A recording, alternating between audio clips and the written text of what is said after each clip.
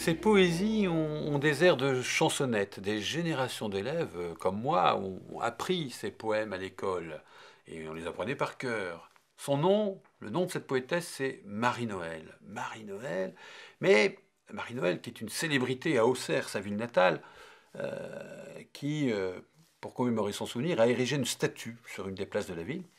Et cette statue nous montre une grand-mère, une bonne maman, comme on les rêve, avec son petit sac, son petit chapeau, l'air sympathique, l'air tranquille. Mais si cette statue pouvait parler, elle nous dirait combien cette femme a dû se battre intérieurement, lutter de toutes ses forces pour ne pas désespérer, tant sa vie a été marquée par le malheur, la solitude, l'angoisse.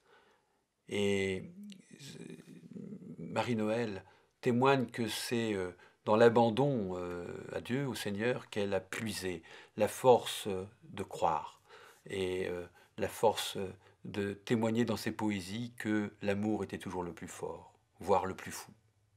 Marie-Mélanie Rouget est née à Auxerre, en Bourgogne, en 1883. Elle est l'aînée de 4 enfants.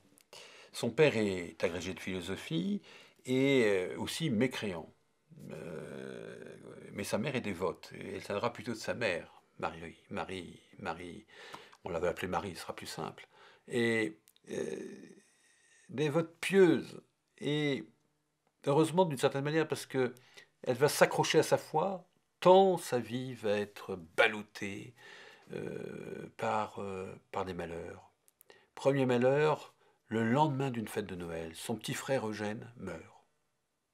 Découvre l'enfant mort le lendemain de la fête de Noël. Et le jour où elle deviendra une poétesse célèbre, elle prendra le nom de Marie Noël à cause de ce souvenir tragique de la mort de son frère. Donc vous voyez déjà la marque de la détresse dans cette existence. Deuxième épreuve, elle est un petit peu plus grande, bien sûr, elle a peut-être 17 ans. Elle confesse qu'elle a vu l'amour passer devant sa porte, mais ne pas s'arrêter. C'est vrai, Marie, quand elle se regarde dans la glace, qu'est-ce qu'elle voit? Des traits disgracieux, pas charmants. Difficile pour une jeune femme. Donc cette femme se pose la question, est-ce que je vais être condamnée à être toujours seule? Et oui, elle vivra seule, elle sera célibataire toute sa vie. Mais finalement, la force de vie, elle va le trouver dans ce talent extraordinaire qu'elle a d'écrire des poèmes. Et à l'âge de 27 ans, elle est publiée par une revue de référence, une revue de poésie. Et elle est surtout reconnue par de grands poètes comme Aragon, qui voient en elle un maître, qui voient en elle un talent, et qui voient en elle un poète prometteur. Sa glorieuse renommée de poétesse n'entame pas la simplicité de vie de Marie-Noël. Elle continue à être ce qu'elle est. Et d'ailleurs, dans sa ville d'Auxerre, on l'appelle la Fauvette. La Fauvette d'Auxerre. Pourquoi la Fauvette?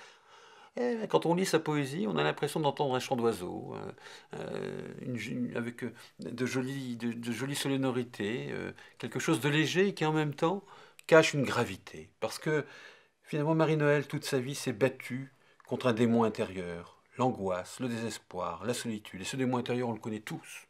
On le connaît tous. Et dans un livre magnifique qui s'appelle Notes intimes, elle nous a laissé des traces de ce combat intérieur qu'elle menait pour ne pas sombrer dans le désarroi le plus absolu.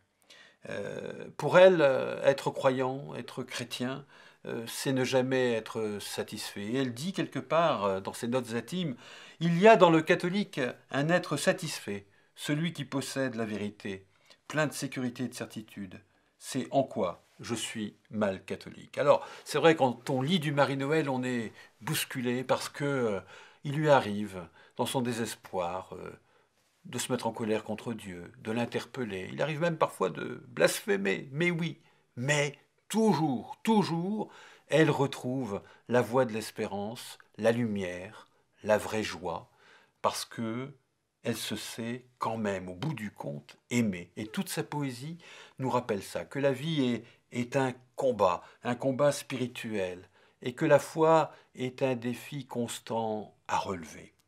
L'écrivain belge Colette Nismazur disait que Marie-Noël chante comme un enfant qui a peur du noir. Je trouve que l'image est très bien trouvée. Parce que malgré les soucis, malgré les souffrances, malgré les peurs, les angoisses qui tenaillaient Marie-Noël, elle ne cessait de chanter la gloire de Dieu, de chanter la beauté de la vie aussi. Et simplement parce qu'elle avait la volonté de croire. Je veux croire. Vous savez, Thérèse de Lisieux disait ça aussi. Je veux croire. Hein, quand elle était en proie aux souffrances de la maladie. Eh bien, Marie-Noël a un peu ce même cri-là d'espérance. Je veux croire. Et la preuve qu'il existe, c'est qu'il lui donne la force, elle, qui est déjà marquée par le malheur, d'aller à la rencontre de ceux qui traversent le malheur, et en particulier d'aller accompagner les familles endeuillées et d'aller prier pour les mourants à leur chevet. Elle faisait ça discrètement, sans se faire savoir. Elle allait visiter des familles d'Auxerre. Oui. Consoler les affligés, ensevelir les morts d'une certaine manière, c'est-à-dire les accompagner en priant pour eux. Voilà. C'est pas d'être fossoyeur, c'est au contraire hein, de prier pour eux pour qu'ils nous aident, nous aussi, à vivre, à continuer de vivre. Marie-Noël a été une grande priante, une très très grande adorante, une très grande méditante aussi.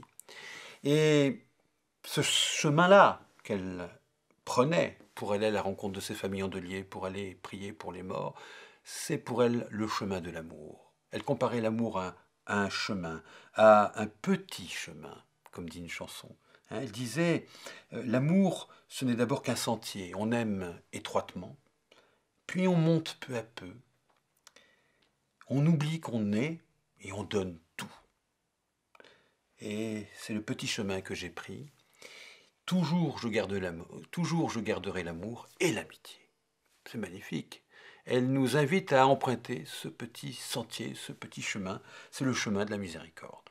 Alors, suivons cette poétesse sur le chemin de la miséricorde et prions pour nos morts et pour les vivants et consolons les affligés et ne cessons de croire que la vie vaut vraiment la vie d'être vécue parce que quelqu'un nous aime et le soleil de l'amour brille toujours sur nous, que nous soyons morts ou vivants.